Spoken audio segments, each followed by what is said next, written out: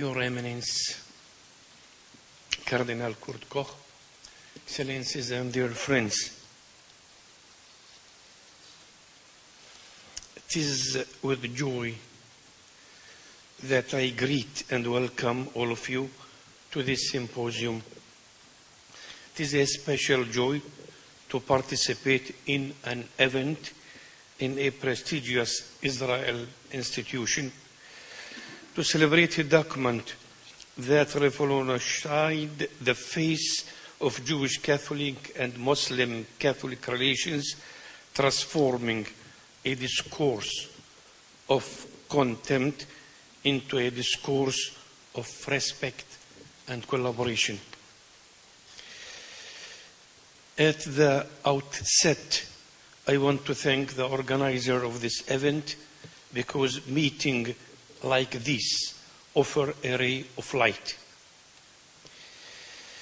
In our everyday experience here in the Holy Land, where we as Christians are often facing a discourse of contempt, we can only hope that the revolution of Nostra Aetate becomes better known and spreads to all the lands where Christians live as religious minorities, including here in the State of Israel.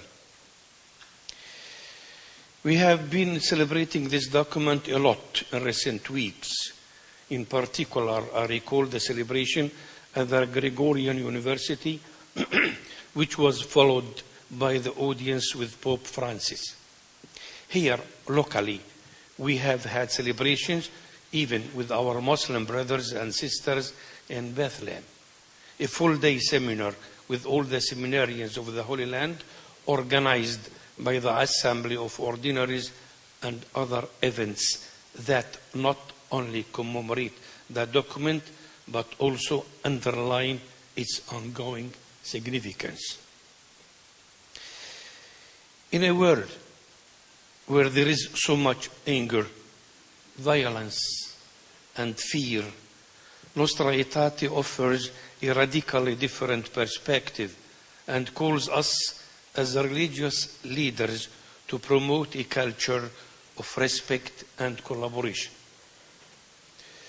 Of course, this culture must be built not only when we meet together in polite events that constitute photo opportunities, but rather within our own communities, especially as we form the religious leaders, as we form the religious leaders of the future, rabbis, imam, and the priests.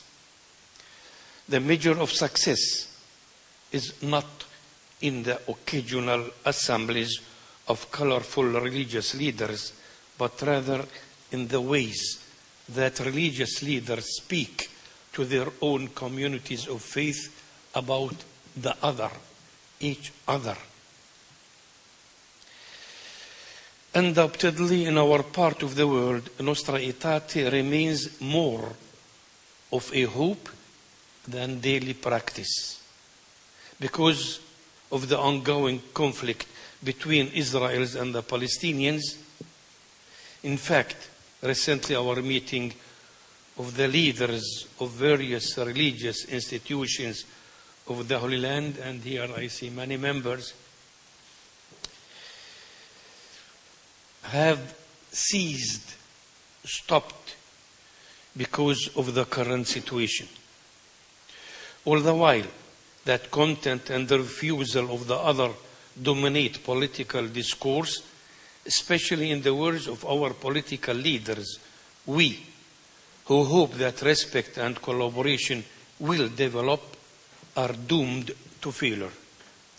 It is here that we, as religious leaders, are called to a prophetic role, speaking out for justice and peace, forgiveness, reconciliation, knowing, as Pope Francis always underlines, that we are all brothers and sisters of one God who weeps as we watch us destroy one another.